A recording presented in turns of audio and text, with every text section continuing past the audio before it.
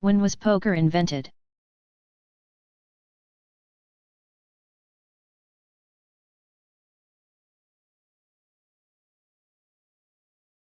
The card game, in which a player bets that the value of his or her hand is higher than those held by the other players. Was invented in the 1820s by sailors in New Orleans. The sailors combined the ancient Persian game as nas with the French game poc, which itself was a derivation of the Italian game Primera, and a cousin of the English game brag. Poker was originally played with 3 cards from a deck of only 32 and included combinations such as pairs and 3 of a kind. The game was later played with 5 cards from a deck of 52 cards, and the draw was also added. Stud poker, where each player is dealt their first card face down and the next 4 cards face up, didn't come into existence for many years, until about 1864. Other later additions to the game were the straight, a hand consisting of 5 cards in sequence but not of the same suit, and the flush, a hand consisting of 5 cards of the same suit but not in sequence.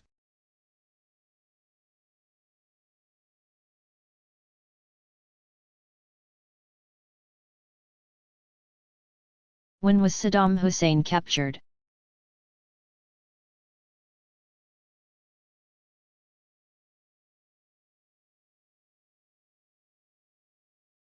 The former Iraqi leader, known for his cruelty,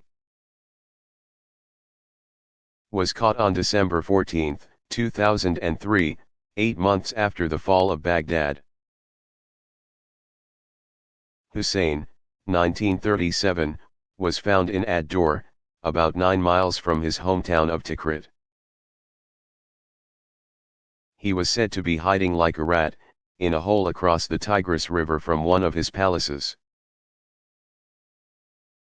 His 6 to 8 foot bunker was equipped with a basic ventilation system and was camouflaged with bricks and dirt. A disheveled Hussein had in his possession about $750,000 as well as arms, which he did not use. The former dictator was taken into custody in what U.S. Defense Secretary Donald Rumsfeld called a surprisingly peaceful manner. Despite that, Hussein reportedly remained defiant and unrepentant, when he was asked about the thousands of people killed and dumped into mass graves during his regime. He dismissed his victims as thieves. The news of his capture prompted jubilation in Baghdad and across the nation. Crowds of Iraqis flooded into the streets to celebrate the end of his brutal rule. But his hometown of Tikrit, considered a loyalist stronghold, remained quiet. The news of his capture was welcomed by leaders around the globe. In a short televised address from the White House, President Bush remarked that Hussein would face the justice he denied to millions. Bush also reassured the Iraqi people that they would not have to fear the rule of Saddam Hussein ever again. Hussein was held for questioning in Iraq. Upon the June 28, 2004, transfer of authority, Iraq was given legal custody of the former ruler, who became a criminal defendant instead of a prisoner of war.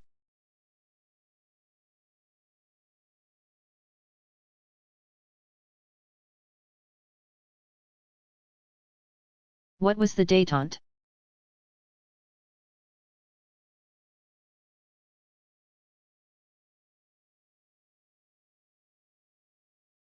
Détente is a relaxation of strained relations, particularly between nations.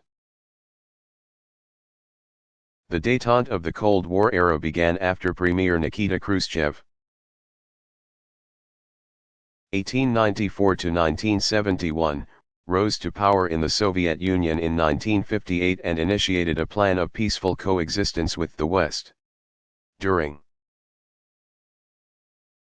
the 1960s, the United States and the Union of Soviet Socialist Republics, USSR,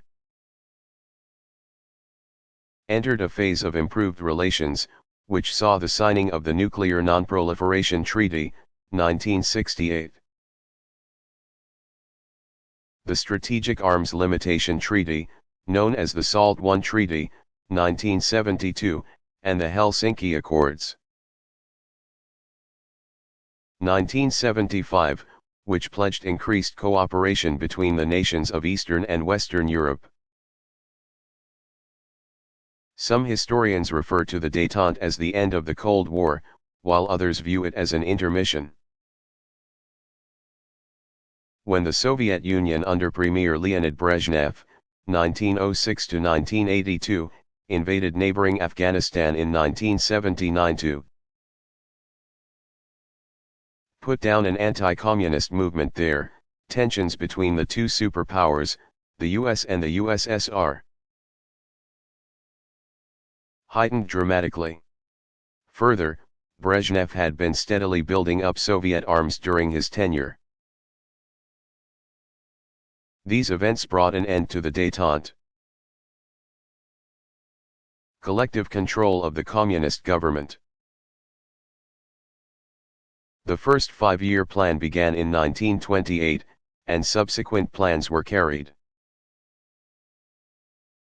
out until 1958, at which time the new Soviet leadership developed a seven-year plan. 1959 to 65, aimed at matching and surpassing American industry. Under Premier Leonid Brezhnev, 1906 to 1982, the five-year plans were reinstated in 1966 and continued until the dissolution of the Soviet Union during 1990 and 1991. Other communist countries also instituted five-year plans, all with the goal of bringing industry, agriculture, and the distribution of goods and services under government control.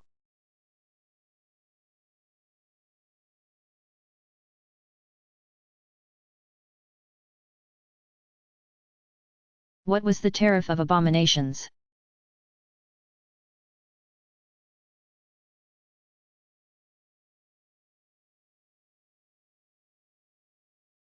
In 1828 the U.S. Congress passed a bill putting high tariffs, government taxes, on imported goods. The measure was intended to protect the burgeoning industries of New England, where numerous factories had opened during the first 3 decades of the century, and the manufacture of finished goods defined the region's economy. Congress figured that by placing high taxes on goods from other countries, Americans would buy American-made products.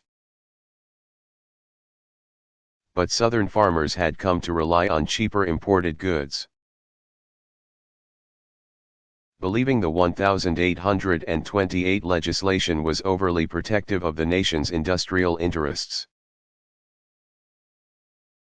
Southerners dubbed it the Tariff of Abominations. Vice President John C. Calhoun,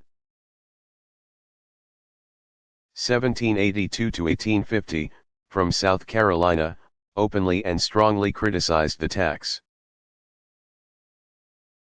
pronouncing that any state could declare null a federal law it deemed unconstitutional. In response, Congress took measures to lower the tariffs, but not eliminate them. South Carolina remained dissatisfied with the legislation, and in 1832 the state declared the Tariff Act null and void. Further, it threatened secession from the Union. President Andrew Jackson, 1767 to 1845, unwilling to tolerate such rebelliousness, and determined to enforce the federal law at all costs, asked Congress to pass the force bill legislation allowing the nation's armed forces to collect the tariffs. Jackson's move inspired tremendous opposition in Congress. The Senate leader of the anti-Jackson contingency was Henry Clay, 1777 to 1852, of Kentucky. Clay, who had earned himself the nickname Great Pacificator for his work in crafting the Missouri Compromise. 1820, presented another compromise in 1833. He proposed that duties on certain goods could remain high but others should be gradually reduced over time. The compromise tariff authored by Clay averted an all-out conflict in the nation. The measure was passed and thereafter tariffs were adjusted depending on the prevailing economic conditions. But the fury over the tariff of abominations further revealed the North-South differences and the federal government versus states' rights issues that would inspire the Southern states led by South Carolina to secede from the Union in 1860 and 1861, bringing on the American Civil War, 1861 to 65.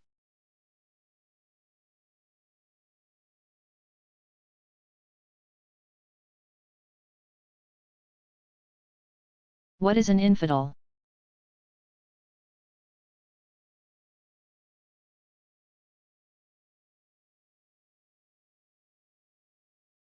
Derived from the Latin infidelis, meaning unbelieving or unfaithful. The term was used by the Catholic Church during the Middle Ages, 500-1350, to describe a threat posed by Muslims as the Moors. Muslims from North Africa moved into Spain early in the 8th century and the Seljuk Turks conquered much of Asia Minor during the 11th century. Medieval Christians, of which there were a growing number, became increasingly fearful of growing Muslim influence. Not only were people of the Islamic faith occupying lands that were formerly Christian, they soon prevented Christian pilgrims from entering their holy land in the Middle East. The Church responded to the so-called infidels by inspiring Western Europeans to take up arms in the Crusades, which began in 1095 and ended unsuccessfully in 1291. In another effort to drive back Muslim expansion, in 1231 Pope Gregory IX, c. 1170 to 1241, issued a papal bull creating the Inquisition, the system by which heretics were discovered and punished. Many of them were burned at the stake. The Moorish dominance of the Iberian Peninsula, present-day Spain and Portugal, lasted hundreds of years before the North Africans were driven out by armies of the Christian states. Thereafter, during the reign of King Ferdinand and Queen Isabella, Spain embarked on a period of profound suspicion. It conducted the Spanish Inquisition, by which anyone thought to be an infidel. The definition, now broadened to include Jews, was discovered and punished.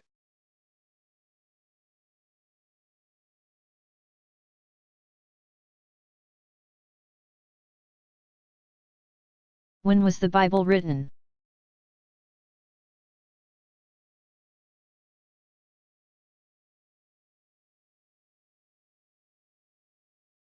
The Old Testament, or Hebrew Bible, which is called the Book of Books because of its profound influence, was written thousands of years ago. Scholars disagree about exactly when or how the books were written, but it is generally accepted that the earliest parts of the Bible originated during the time of Moses, or Moshe. The Hebrew prophet and leader, about the 14th to the 13th century BC. Moses is believed to be the author of the first 5 books of the Bible, called the Pentateuch or the Law of Moses. The books include Genesis, Exodus, Leviticus, Numbers, and Deuteronomy. These are believed to have been revealed to Moses by God. Scholars believe that much of the material in the Bible was recited aloud as part of an oral tradition long before it was written down, which complicates the matter of assigning dates to the various books. The books of the prophets, Joshua, Isaiah, Samuel, Jeremiah, Ezekiel, etc., are believed to have been written and collected during the kingdoms of Israel, c. 1020 to 722 BC, and Judah, c. 933 to 586 BC, and shortly thereafter. Psalms, Proverbs, Song of Solomon, or Song of Songs, Ruth, Ecclesiastes, and Chronicles were written in the time of King David and King Solomon during the 10th century BC or shortly after 1000 BC. The books of Job, Lamentations, Esther, Daniel, Ezra, and Nehemiah are believed to have appeared between 600 BC and 100 BC. The 27 books of the New Testament, upon which Christianity is based, were written on papyrus scrolls, none of which remain. Dating the writing of the New Testament is difficult, but the historical events referred to in the books indicate they were written shortly after the time of Christ and probably before AD 100.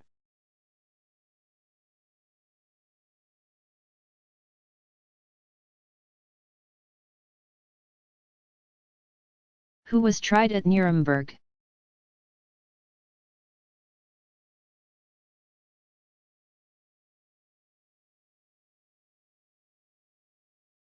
Following World War II, 1939–45.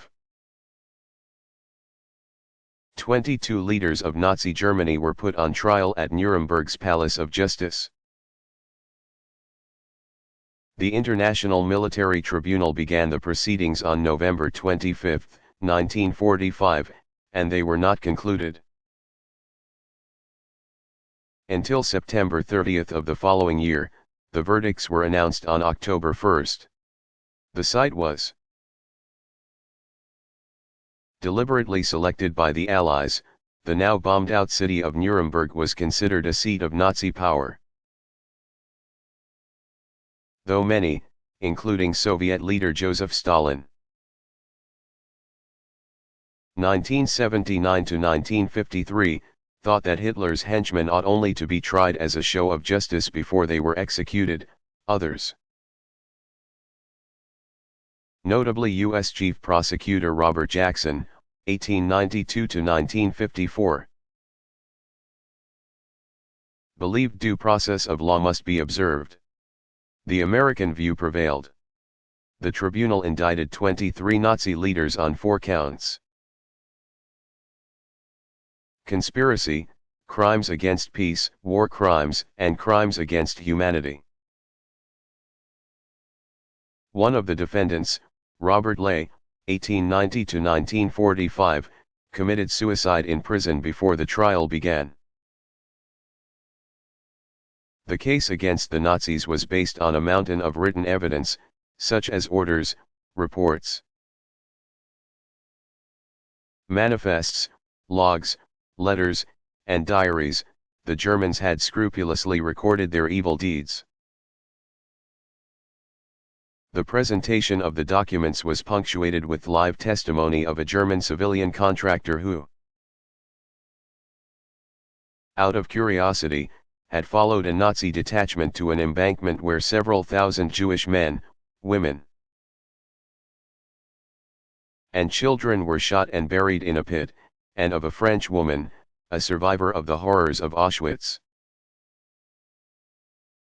recollecting a night when children had been hurled into furnaces alive, since the Nazis had run out of fuel. The atrocities were rendered unimaginably horrific by the sheer number of Nazi victims, which included 3.7 million, of the 5.7 million captured, Soviet troops who died in prison. 4 million Jews who died in extermination camps, and the murder of at least 2 million more Jews elsewhere. The defense was prohibited from employing a "you did it, too" argument, which would have been an attempt to justify their actions by claiming it was all part of war. The Allies were determined to bring the Nazis to justice for their appalling and diabolical acts. Among those tried at Nuremberg were Hitler's chief deputy Hermann Göring. 1893 to 1946, whom a New Yorker correspondent covering the trials described as a brain without a conscience. Foreign Minister Joachim von Ribbentrop, 1893 to 1946, and Armaments Minister Albert Speer, 1905 to 1981. Göring and Ribbentrop were among the 5 men found guilty on all 4 counts against them.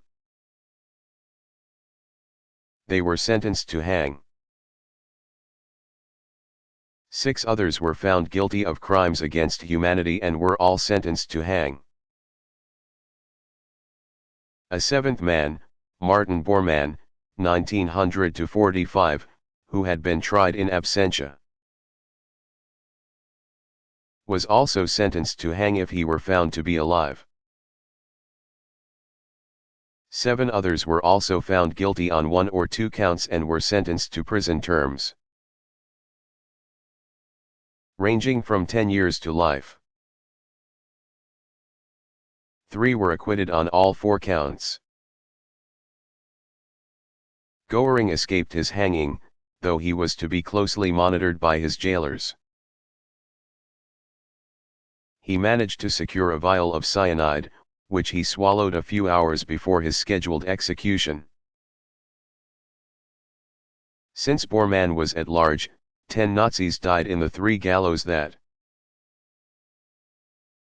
had been constructed in the prison gym of the Palace of Justice. The trials at Nuremberg cemented the principle that wartime leaders are accountable under international law for their crimes and immoralities.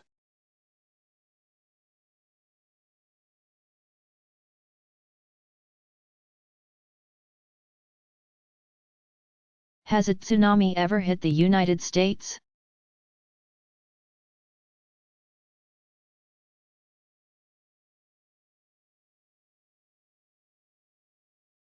Yes, in fact the tallest tsunami ever recorded hit Alaska in 1964, it was 220 feet high. The March 28 event was brought on by an earthquake, the Great Alaskan Earthquake in Prince William Sound, measuring 9.2 on the Richter scale. The seismic wave, tsunami, hit the southwest part of the state and claimed 107 lives.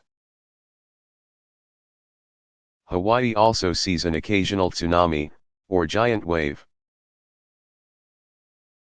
though the most remarkable one hit the islands before they became a state.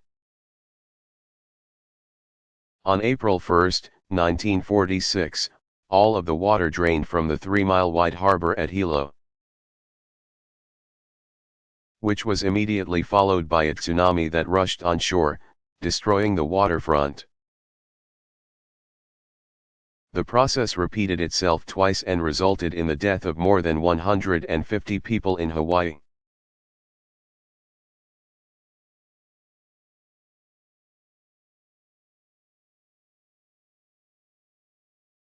Is there a golden age of television?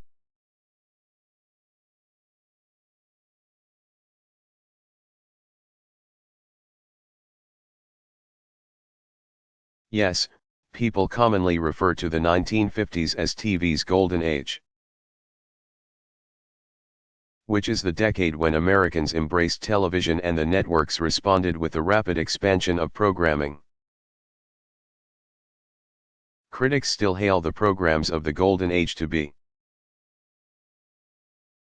the most innovative programming in television history.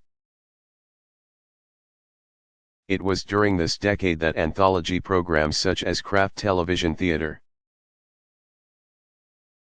Playhouse 90, and Studio One made live drama part of the nightly fare on primetime television. Americans could tune in to watch original screenplays such as 12 Angry Men, 1954, Visit to a Small Planet, 1955, and The Miracle Worker, 1957. And tune in they did, prompting the production of more than 30 anthology programs sponsored by the likes of Goodyear, Philco, U.S. Steel, Breck, and Schlitz. Since the production work was based in New York,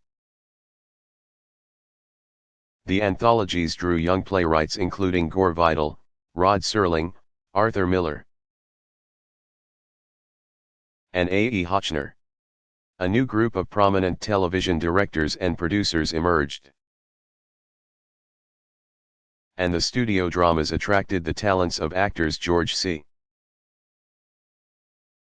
Scott, James Dean, Paul Newman, Grace Kelly, Eva Marie Saint, Sidney Poitier, Lee Remick, and Jack Lemmon.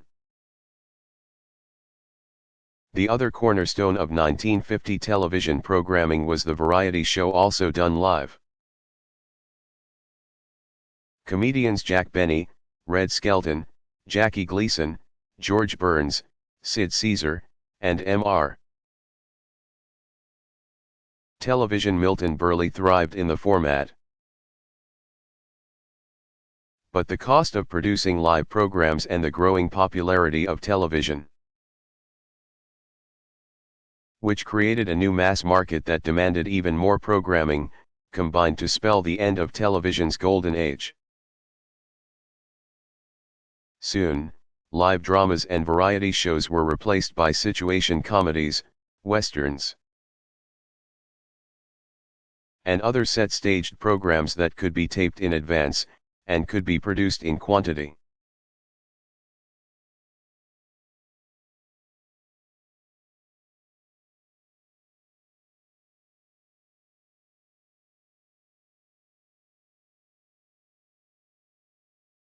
How was it that Anne Frank's diary survived World War II?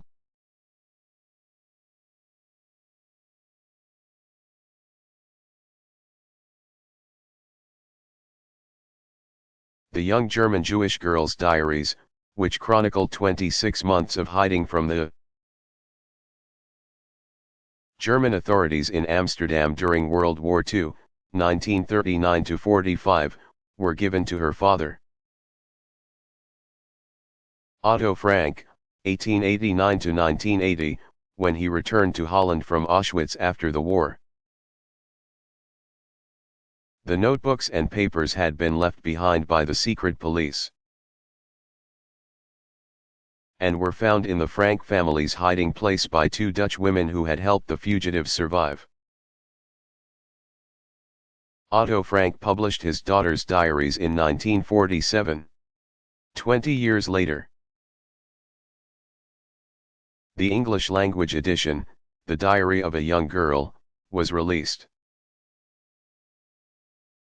It was subsequently made into a play and a film, both called The Diary of Anne Frank. The diary is an astonishingly poignant account of the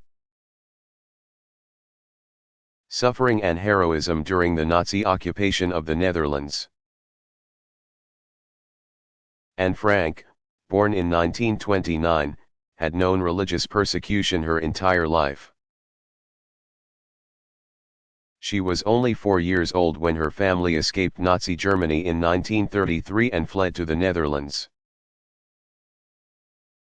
During the Nazi occupation of that country, beginning in 1942,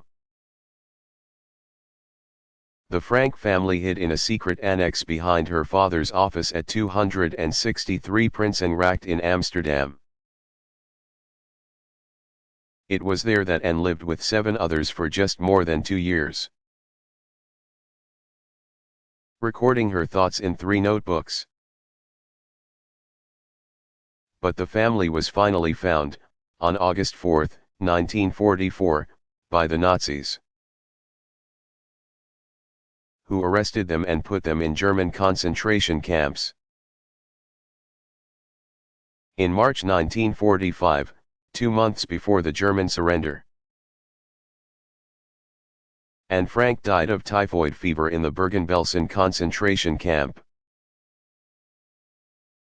Of the 8 who had hidden in the secret annex, Anne's father, Otto, was the only survivor.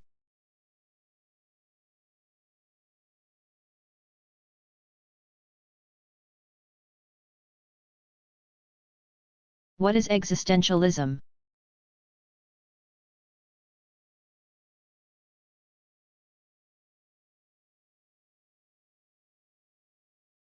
Existentialism is not a single school of thought but rather a label applied to several systems that are influenced by the theories of Danish philosopher Søren Kierkegaard, 1813–1855. Existentialist thinkers consider one problem: human existence in an unfathomable universe.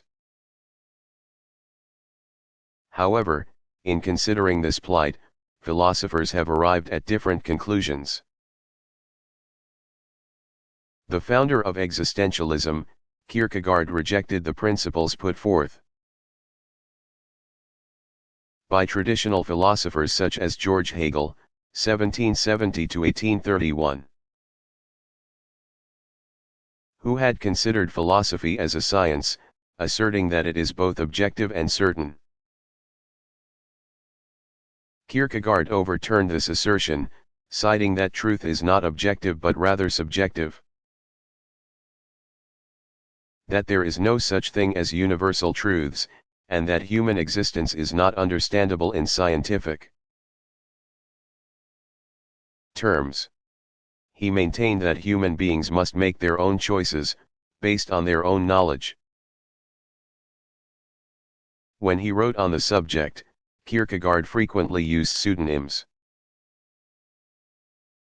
a practice he defended by intimating that he was putting the onus on his readers to determine what is true, that they shouldn't rely on the authority of his philosophies. In the 20th century, heirs to Kierkegaard's school of thought included German philosopher Martin Heidegger, 1889–1976, who rejected the label existentialist, and the French writer Jean-Paul Sartre, 1905–1980, the only self-proclaimed existentialist. They grappled with the dilemma that human beings must use their free will to make decisions and assume responsibility for those decisions without knowing conclusively what is true or false, right or wrong, good or bad. In other words, there is no way of knowing absolutely what the correct choices are. And yet individuals must make choices all the time, and be held accountable for them. Sartre described this as a terrifying freedom. However, theologians such as American Paul Tillich, 1886–1965, reconsidered the human condition in light of Christianity, arriving at far less pessimistic conclusions than did Sartre. For example, Tillich asserted that divine answers exist. Similarly, Jewish philosopher Martin Buber, 1878 to 1965, who was also influenced by Kierkegaard, proposed that a personal and direct dialogue between the individual and God yields truths.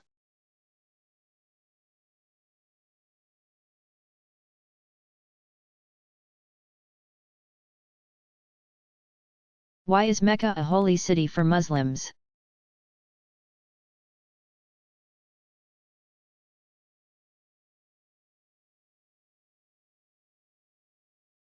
Mecca, in western Saudi Arabia, is the birthplace of the Prophet Muhammad, c. 570, and was his home until the year 622, when those who opposed him forced him to flee to Medina, a city about 200 miles north of Mecca. Muhammad later returned to Mecca and died there in 632. Mecca is also the site of the Great Mosque, which is situated in the heart of the city. The outside of the mosque is an arcade, made up of a series of arches enclosing a courtyard. In that courtyard is the most sacred shrine of Islam, the Kaaba, or Kaaba, a small stone building that contains the black stone, which Muslims believe was sent from heaven by Allah, God.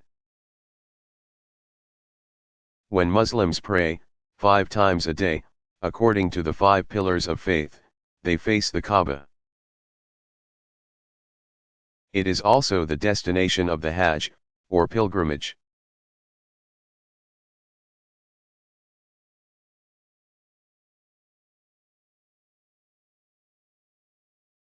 How many countries were part of the Axis powers?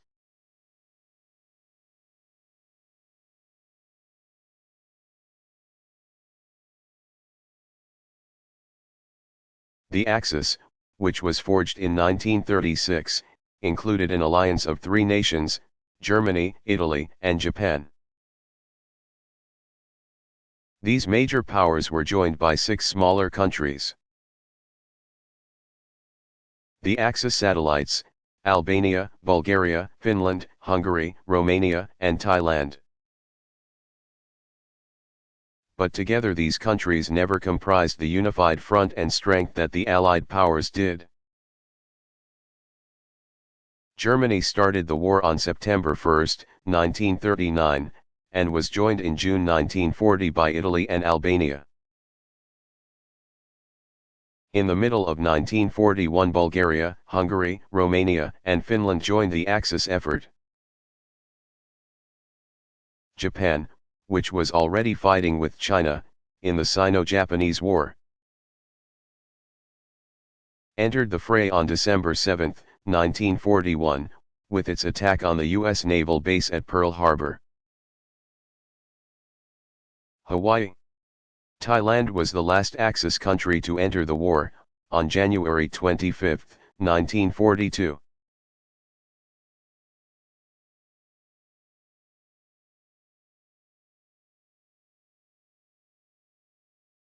What happened to Challenger?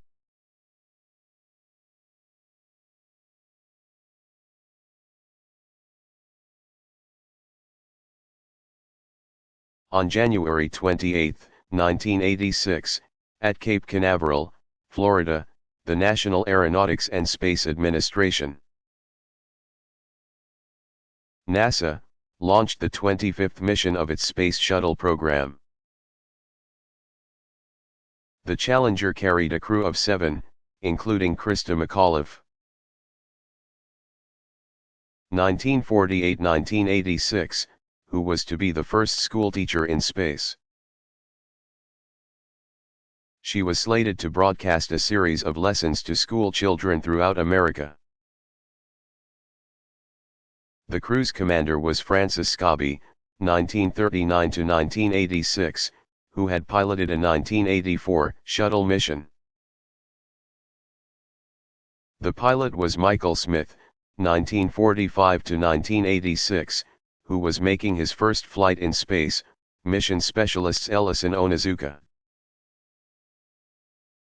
1946 to 1986, Ronald McNair, 1950 to 1986, and Judith Resnick, 1949 to 1986, were all experienced space travelers. And payload specialist Gregory Jarvis, 1944 to 1986, was making his first space flight. That cold and clear January morning, the Challenger's takeoff was delayed by 2 hours. Freezing temperatures overnight had produced ice on the shuttle and launch pad, which prompted NASA to conduct inspections to assess the condition of the craft. At 11:38 a.m., Challenger was launched into space.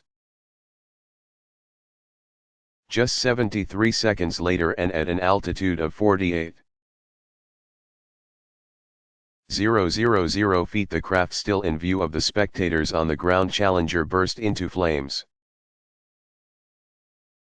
While NASA controllers were aware of what had happened, they had, among other things, heard Smith utter, "Uh-oh," just 1 second prior to the explosion. It took a moment for the spectators to understand. But as the fireball grew bigger and debris scattered, the spectators, including family and friends of the crew, fell silent.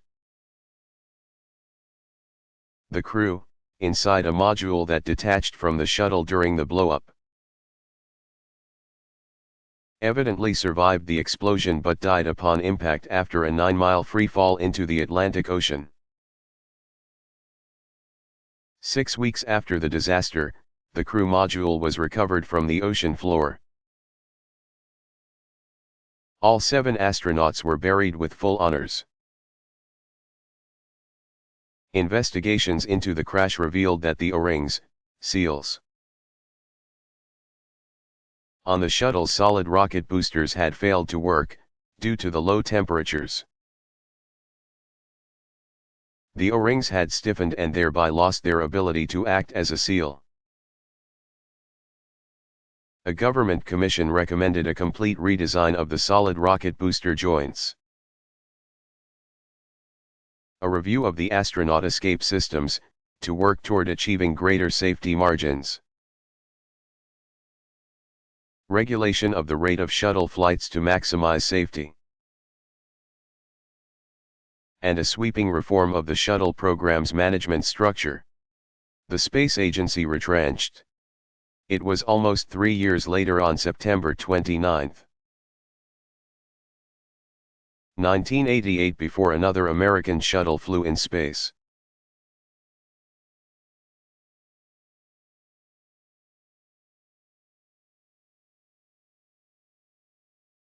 How old is feminism?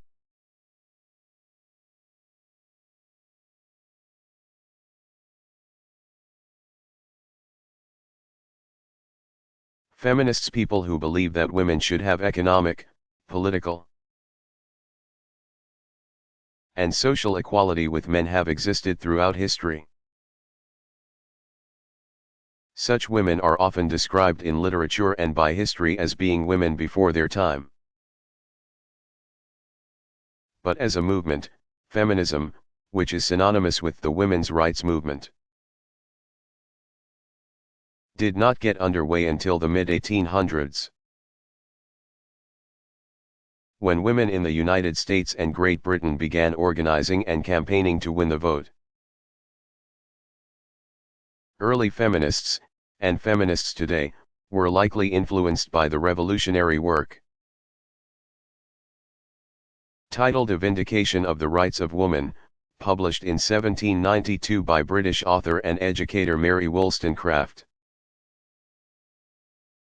1759 to 1797, her daughter was writer Mary Shelley of Frankenstein fame. Wollstonecraft attacked the convention of the day, charging that it kept middle class and upper-class women in a state of ignorance, training them to be useless. A staunch promoter of education, she was self-educated. Wollstonecraft is credited with being the first major philosophical feminist.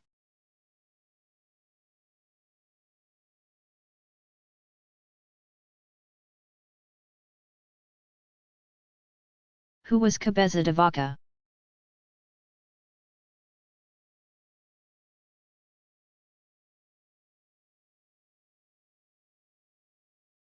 Alvar Núñez Cabeza de Vaca, c. 1490 – 1560, was a Spanish explorer who in 1527 joined an expedition to the New World. And because of his reports that he believed the area north of Mexico might be rich in precious metals. Other Spanish explorers were later inspired to explore the region. After landing in Florida in 1527, Cabeza de Vaca and a few others, including the black explorer Estevanico, became separated from the ships. The men built a barge and sailed across the Gulf of Mexico from northern Florida to the islands off the Texas coast, where their ship was wrecked. In 1528 Cabeza de Vaca was imprisoned by the Indians there. He escaped by 1530 and set out on foot through northern Mexico, exploring the region for some 5 years. Proceeding south, in 1536 Cabeza de Vaca reached Mexico City, which was then the capital of Spain's North American holdings. He returned to Spain the following year. In 1541 the explorer led an expedition to the Rio de la Plata region, of southern South America, and reached Asunción, in present-day Paraguay.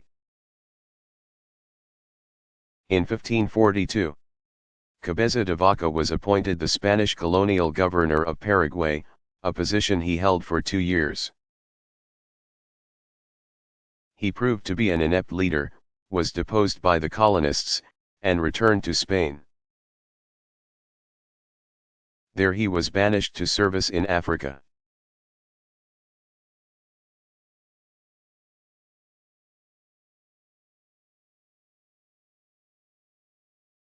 Was Indira Gandhi related to Mohandas Gandhi?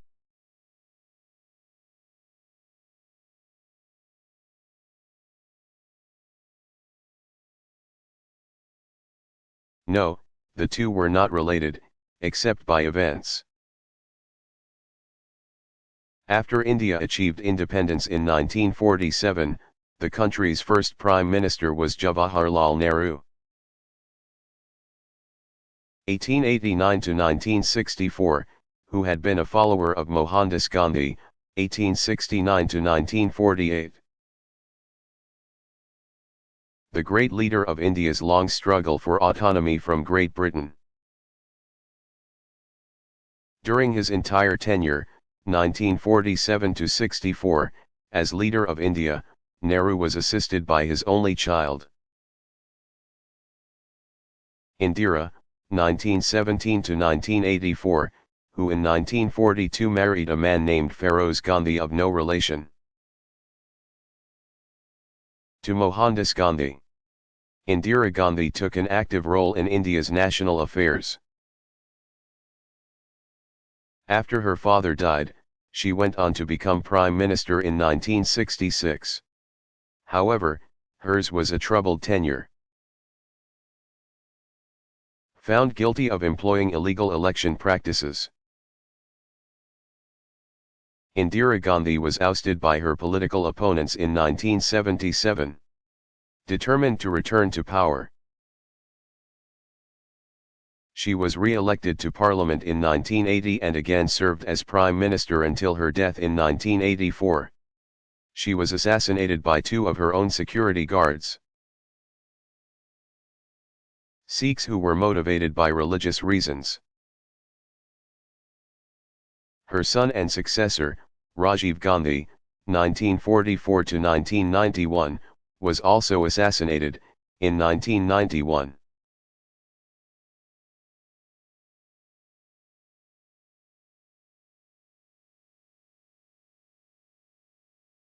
What happened at Trafalgar?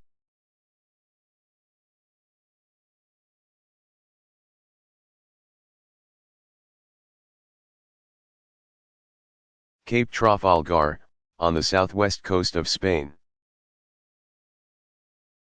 was in 1805 the scene of a decisive victory for Great Britain over Napoleon Bonaparte's, 1769–1821, navy. Other than a one-year respite in 1802, France and Britain had been at war with each other since. 1793 Napoleon remained determined to conquer Britain, just as he had most of continental Europe. But when his fleets met those of decorated English Admiral Horatio Nelson, 1758–1805, off the coast of Spain, the certain defeat and destruction of Napoleon's navy ended the emperor's hopes of invading England. The confrontation at Trafalgar was the culmination of a two-year game of cat and mouse between Nelson's fleets and the French under the direction of Admiral Villeneuve. 1763–1806, whose sole objective it was to invade Britain. To prevent this from happening, in 1803 Nelson began a two-year blockade of Villeneuve and the French navy at Toulon, France, on the Mediterranean coast. When the French fleets escaped Toulon, attempting to lure the British out to sea, Nelson chased them all the way across the Atlantic to the West Indies and back before the showdown off Spain's coast,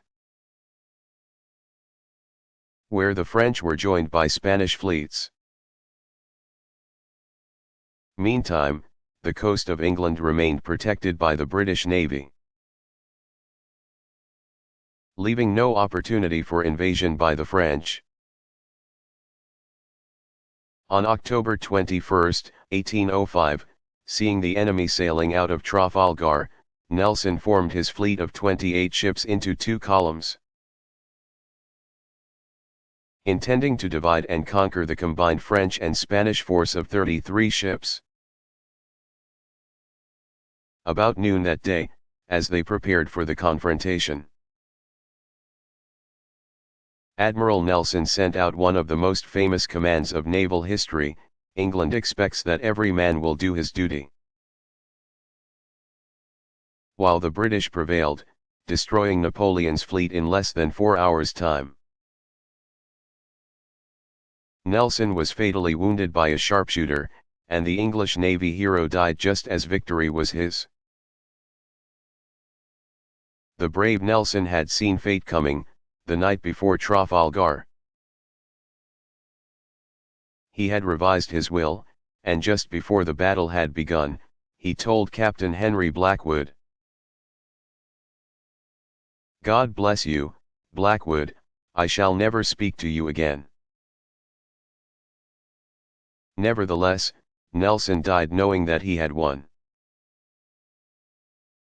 uttering the still famous words, "Thank God, I have done my duty."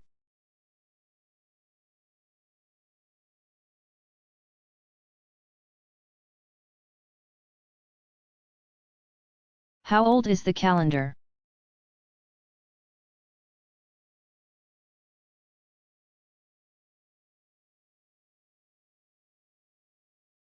The calendar that is in general use today is the Gregorian calendar. It dates to 1582, when Pope Gregory XIII, 1502–1585, asked for a revision of the Julian calendar. That calendar is named for its initiator, Julius Caesar, 100–44 BC. who in about 46 BC commissioned the astronomer Sosigenes of Alexandria to develop a universal solar calendar to be used throughout the Roman Empire. As Roman armies conquered more and more territory, the empire included many peoples and differing calendars, including the lunar-based Roman calendar. The Julian calendar consisted of a year of 365 days, with one day added every fourth year, leap year. When the year is divisible by 4, to compensate for the fact that the solar year is really 365.25 days. It had 12 months, each of 30 or 31 days except February, which had 28, and the new year began on January 1st. The Gregorian calendar retained these features but revised the Julian to bring the Christian celebration of Easter in alignment with the vernal equinox, first day of spring. It also dropped leap years for any century year not divisible by 400, an effort to keep the solar calendar in line with the seasons. For example, 1900, though divisible by 4, was not a leap year since it was a centenary year not divisible by 400. The year 2000, divisible by 400, was a centenary leap year.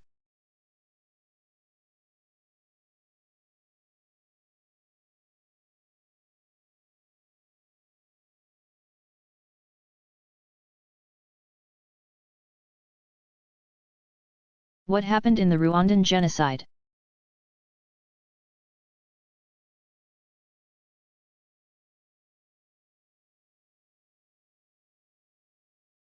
On April 6, 1994, the airplane carrying Rwandan President Juvenal Habyarimana 1937 to 1994, of Rwanda's majority Hutu ethnic group, was shot down by unknown attackers. The event touched off, or was used as an excuse for, what one journalist described as a premeditated orgy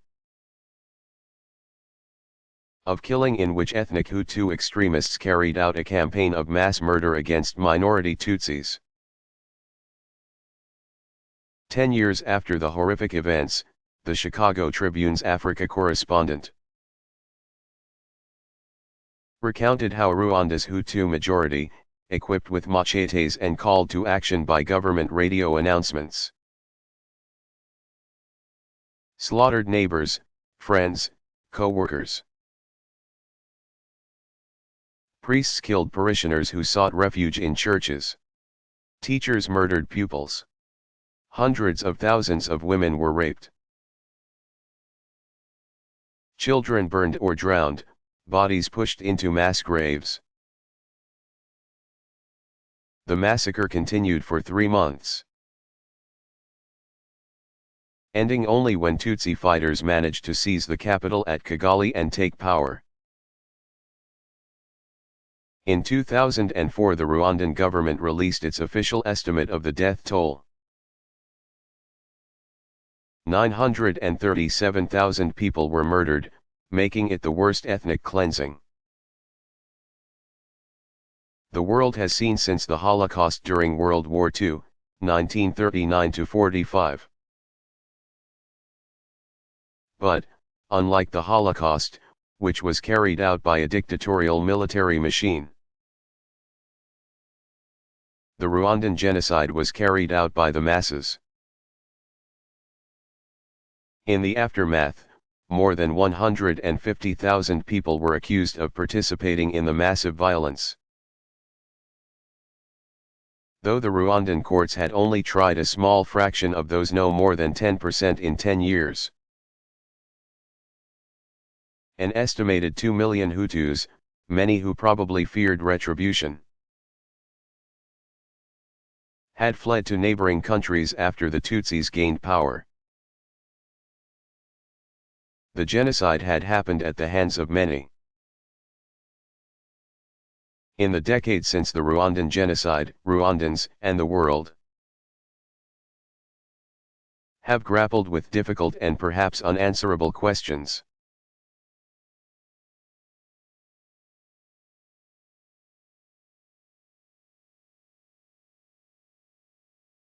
Did the Wright brothers invent the airplane?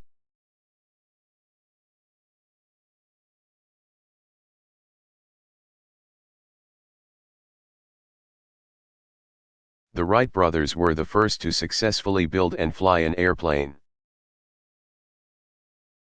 And both events went virtually unnoticed at the time. The owners of a bicycle shop in their hometown of Dayton, Ohio, Wilbur, 1867 to 1912, and Orville, 1871 to 1948, Wright were interested in mechanics from early ages. After attending high school, the brothers went into business together and, interested in aviation, began tinkering with gliders in their spare time. The brothers consulted national weather reports to determine the most advantageous spot for conducting flying experiments. Based on this data, they concluded it was Kitty Hawk, North Carolina. There in 1900 and 1901, on a narrow strip of sand called Kill Devil Hills, they tested their first gliders that could carry a person. Back at their bicycle shop in Ohio, they constructed a small wind tunnel, about 6 feet in length, in which they ran experiments using wing models to determine air pressure.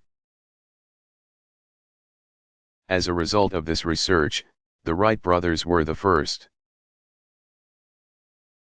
to write accurate tables of air pressures on curved surfaces. Based on their successful glider flights and armed with their new knowledge of air pressure, Orville and Wilbur Wright designed and built an airplane. The returned to Kitty Hawk in September 1903 to try the craft. But weather prevented them from doing so until December. It was days before Christmas when, on December 17, 1903, the Wright brothers made the world's first flight in a power-driven, heavier-than-air machine. Orville piloted the craft a distance of 120 feet and stayed in the air 12 seconds. They made a total of 4 flights that day, and Wilbur made the longest. 59 seconds of flight time that covered just more than 850 feet. It was not a news event. The brothers had witnesses, a few spectators on the beach in North Carolina.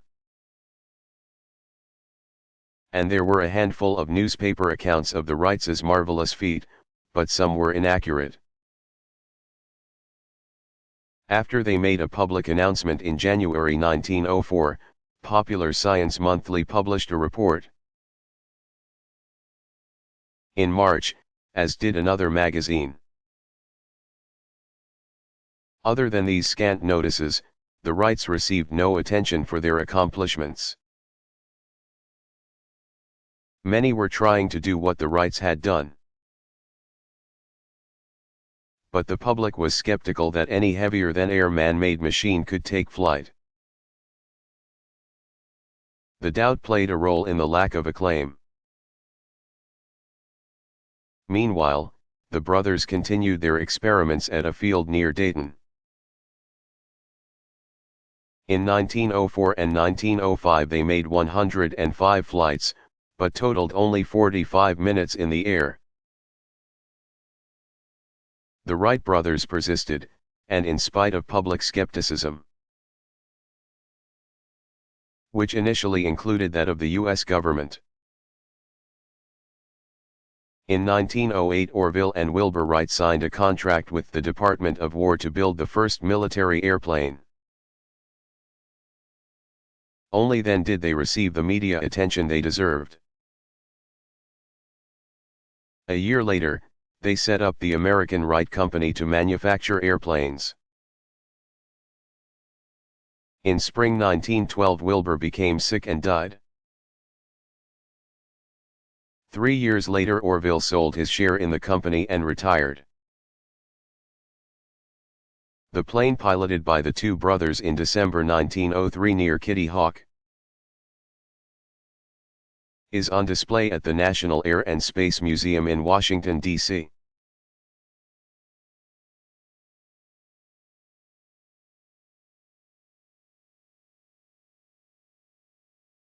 Was King George III really insane?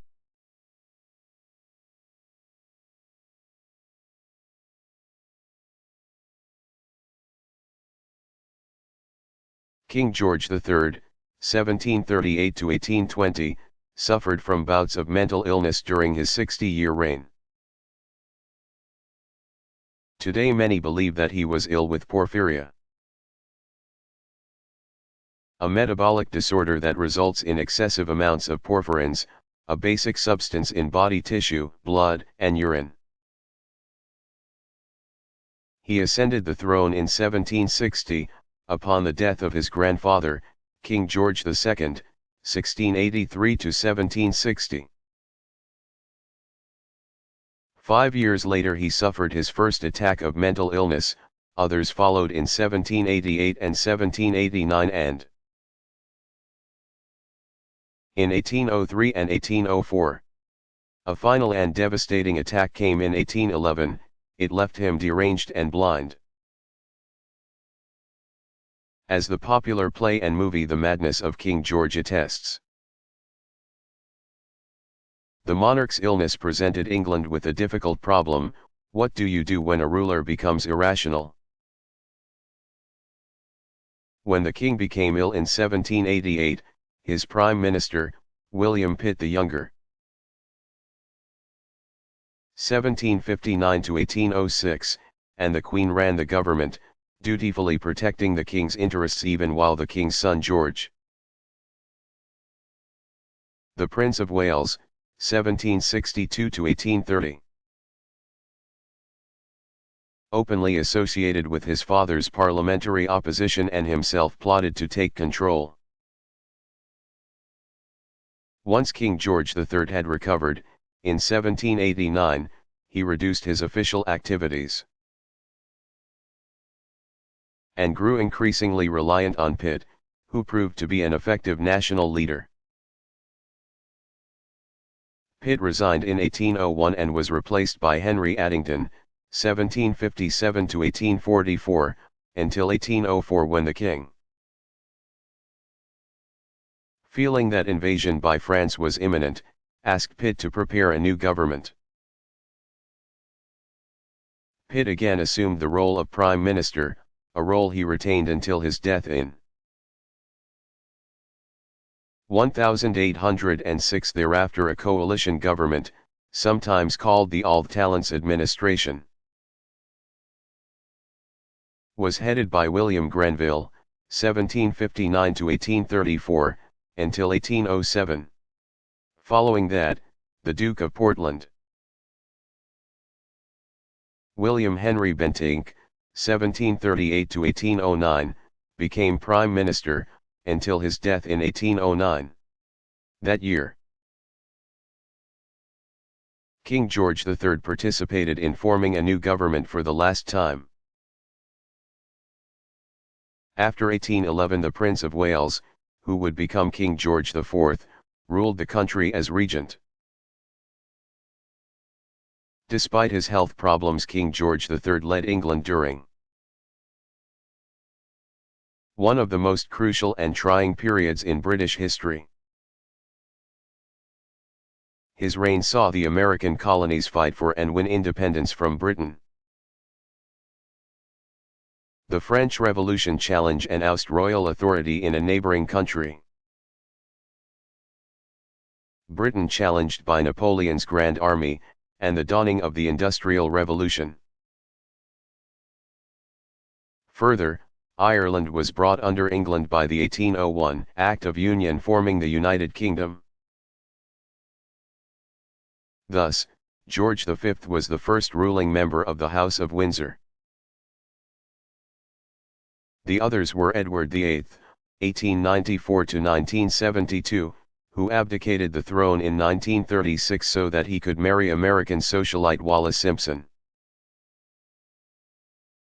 1896 to 1986, George VI, 1895 to 1952, who became king upon his brother Edward's abdication and who would work tirelessly during World War II, 1939 to 45, to keep up the morale of the British people. And Elizabeth II, 1926, George VI's elder daughter, who still reigns as Queen of England today. Elizabeth, who ascended the throne in 1952, proclaimed that she and all her descendants who bear the title prince or princess are to be known as Windsor.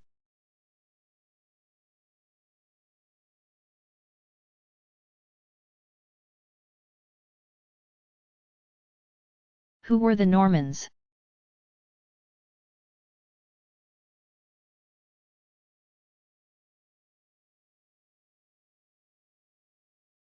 The Normans, like the Danes, originated in Scandinavia and were Vikings. In the mid-800s they invaded northern France, ousting the Franks who had conquered the region 400 years earlier. There they stayed, in the region that came to be known as Normandy, or Normandy. In 1066 the Norman Duke William, the Conqueror, 1027 to 1087, sailed across the Channel and claimed the English throne, uniting Normandy with the English kingdom. This arrangement lasted until 1204 when French King Philip Augustus, 1165 to 1223, reclaimed the territory. England took it back during the 15th century. But in 1450 Normandy was permanently restored to France, becoming a province. Norman descendants still live there today, and their influence is also evident across the English Channel, where the Norman nobility intermixed with the Anglo-Saxons.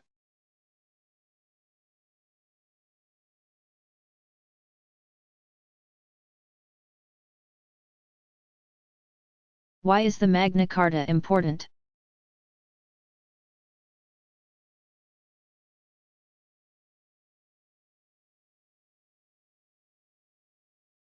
The Magna Carta, arguably the most famous document in British history, has had many interpreters since it was signed by King John, 1167 to 1216, who was under pressure to do so. On June 15, 1215, in the meadow which is called Runnymede, between Windsor and Staines, in Surrey, England. Drawn up by English barons who were angered by the king's encroachment on their rights. The charter has been credited with no less than ensuring personal liberty and putting forth the rights of the individual, which include the guarantee of a trial by jury. No freeman shall be arrested and imprisoned, or dispossessed, or outlawed, or banished, or in any way molested, nor will be set forth against him, nor sent against him, unless by the lawful judgment of his peers, and by the law of the land.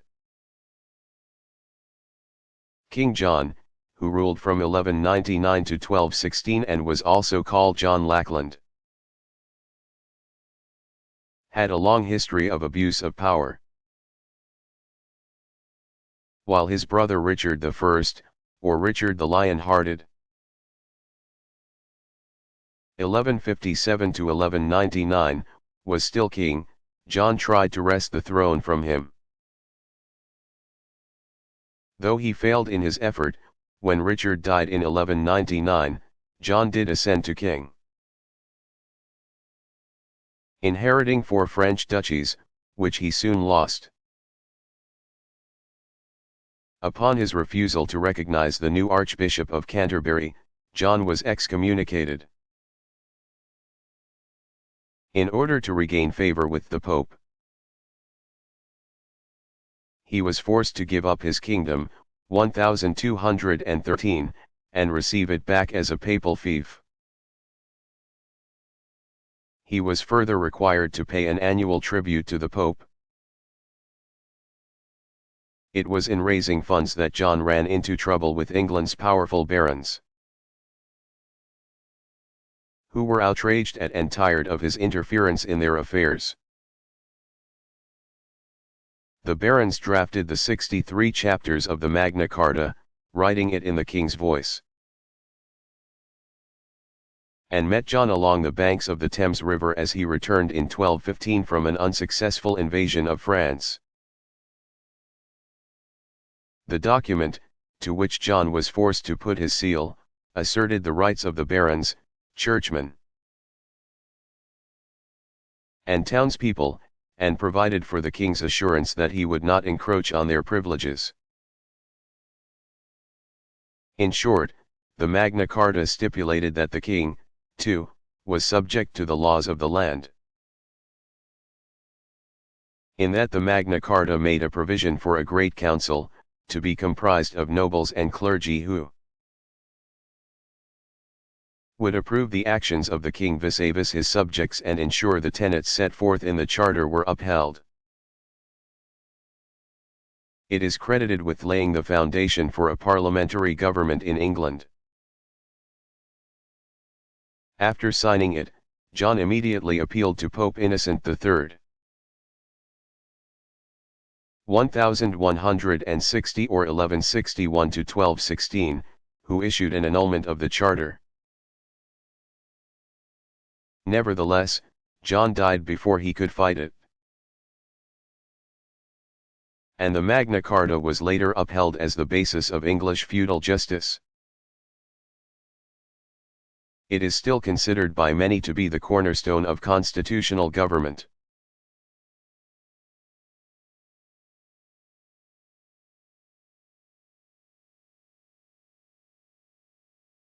What happened in the Oklahoma City bombing?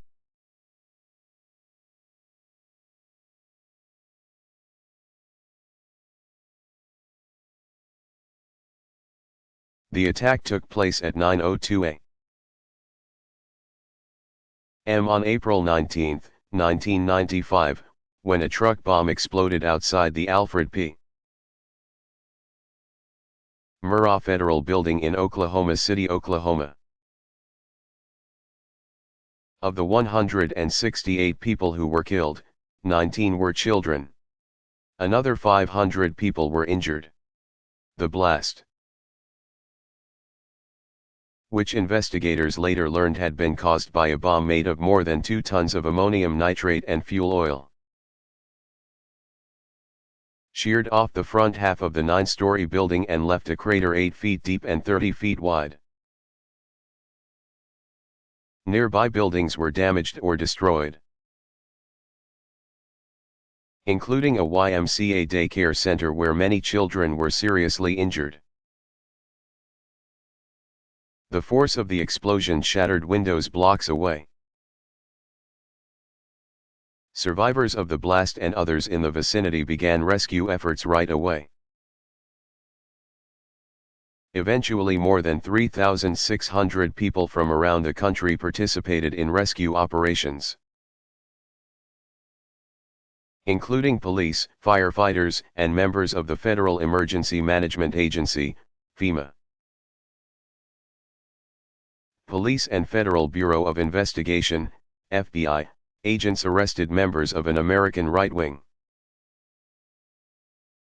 militant group who were suspected of wanting to avenge the April 19, 1993, FBI/ATF raid on the Branch Davidian religious compound in Waco, Texas. Former Army buddies Timothy J. McVeigh, then 27, and Terry L. Nichols, then 40, were indicted on August 10, 1995, on 11 charges each. The two were tried separately and convicted in federal court. McVeigh was found guilty of murder and conspiracy in June 1997, and a federal jury sentenced him to death.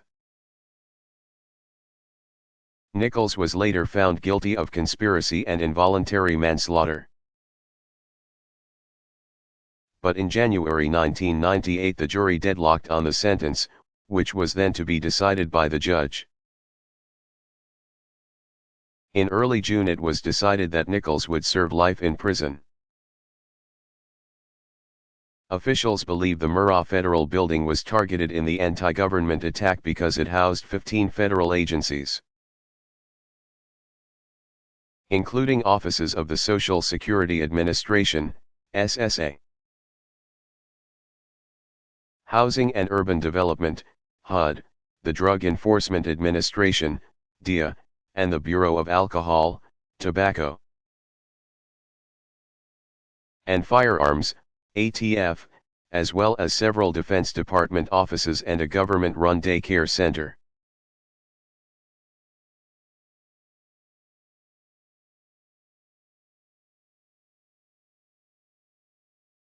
How old is comedy?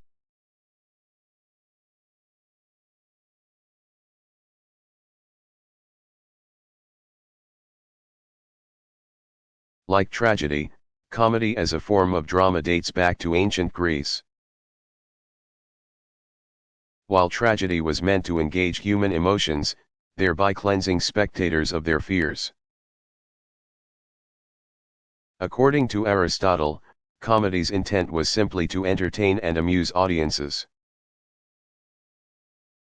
Athenian poet Aristophanes, who flourished circa the 5th century BC,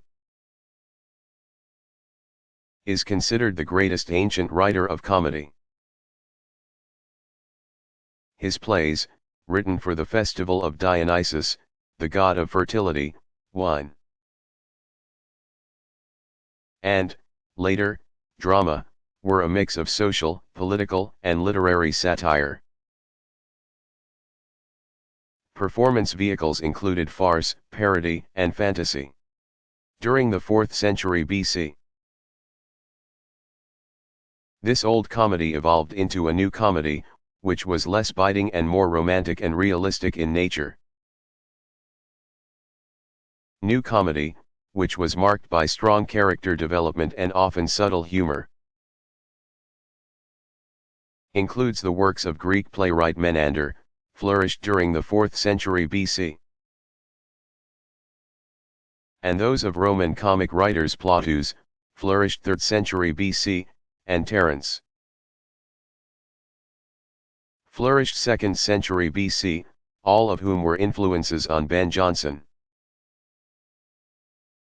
William Shakespeare, Jean Molière, and other writers of the 16th and 17th centuries.